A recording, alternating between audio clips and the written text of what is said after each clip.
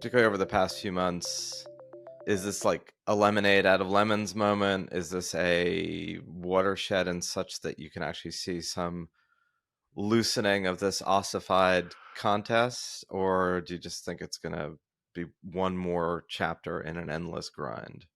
I think things are probably going to get worse before they get better. I can't say I'm going into 2024 with a great deal of optimism about the overall picture, but I definitely think people are going to need their reliable free speech defenders in this upcoming, forgive the expression, shit show of a year that we're about to see. But I do think there are a lot more people taking seriously the idea that we have to figure out. And I mean, again, to come back to class issues, cheaper, more rigorous alternatives to the way we currently do higher education. And I also think that there are other schools that are really going to distinguish themselves by being like, you know what, this is not a sustainable path we're on. I'm going to really recommit to being a forum, to being a place that's about the search for truth, about freedom of inquiry. And I can see some schools already trying to make a name for themselves doing that, and that gives me some hope. I do, however, I wrote something on my Substack, the eternally radical idea called the silver spoon rule.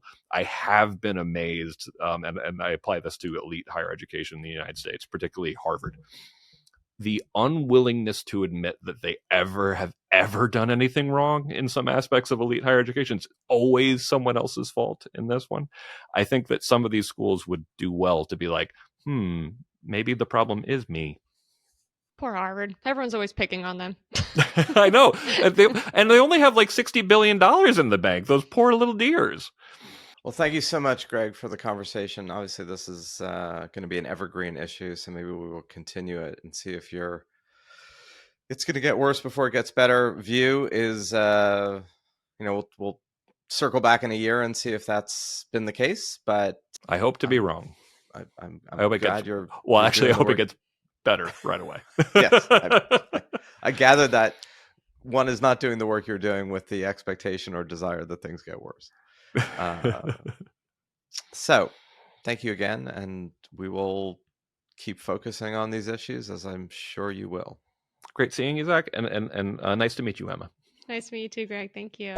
What's funny about Greg is that despite the sort of dire straits that he sees college campuses in, is that I get the impression that he really enjoys his work. Cheerful character.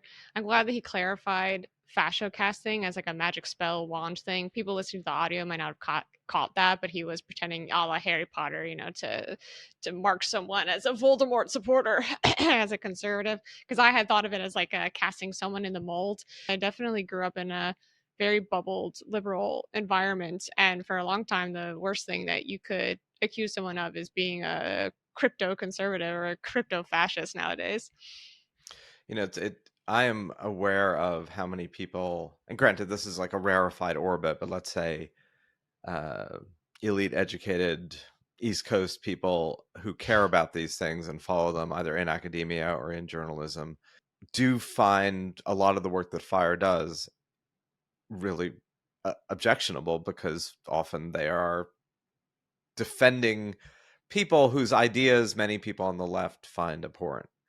And it's like hard to separate out the disdain and dislike for the ideas from the censorship that then comes with that disdain and dislike. And I do look personally, I'm sure many people are listening to this haven't heard of FIRE and don't know the work that's being done. I mean, these are advocates within an area that affects many people, but the actual organizations that spend 24/7 dealing with them are not the most prominent, and that's probably a good thing. But it's very difficult for a lot of people to separate the defense of a principle from the defense of the ideas. And that, in fact, is what's so challenging about these issues of free speech, and that you honestly can, at least I believe one honestly can. And I believe in many ways the whole point of the First Amendment, and one of the things that makes American democracy unusually resilient, has been a willingness, not unchallenged, but a willingness to tolerate ideas that you find objectionable, either because you don't have the ability or the power to silence them. I mean, I think there's too much romanticizing of early America as this bastion of freedom of religion, when in many respects, it's not that the early colonists pre-revolution were these icons of religious toleration as much as they were unable to silence with violence and force other sects and other views just because of the fragmentation of the colonies. So it was a tolerance sort of born out of necessity, not born out of, oh, I so respect the fact that you don't follow the same creed or the same idea. But the United States, I think, has been, unusually potent because of the fluidity of ideas and thought, and remains so. I'm sure we'll get into this later in the season, and certainly something to keep in mind throughout 2024, that one of the things that I think does in fact inoculate American society against the authoritarianism that so many people are fearful of, is just the sheer noise and ability of people to speak, often angrily, often passionately, often in ways that other people hate, and do so without it all descending into chaos and violence. But that requires defending speech you don't like, and to be able to do so without then being accused of that defense is an endorsement, right? Yeah, and I think that Greg is right too, that people my age and younger really don't have a good grasp on why free speech is worth defending, and actually like what the principle is. You can go through what the First Amendment says in law school, but I certainly did not have an education about all of that before I went for a journalism degree in university. And if you didn't happen to go in that direction, it's just not something that's on your mind. So I've definitely had conversations with friends where I feel like I'm espousing sort of like basic free speech principles, and they're like, "Oh, that does kind of make sense. First time I heard of that," and you're like, "Okay, Right. So I kind of wish, maybe we should have asked Greg to give his like full throated, impassioned speech about it, but maybe we can people can find that online, I'm sure. All right. Well, more speech is better. Free speech. I think it has been said that the antidote to speech you dislike is more speech, not less speech. And it's a hard thing to defend, because people will often conclude that if you are defending speech that they, or even you, find morally abhorrent, you are de facto endorsing the content and not the principle of speech. And that's a hard one. It's always going to be a hard one. We didn't really get into, okay, what are the limits of that? What are the limits of hate speech that are acceptable?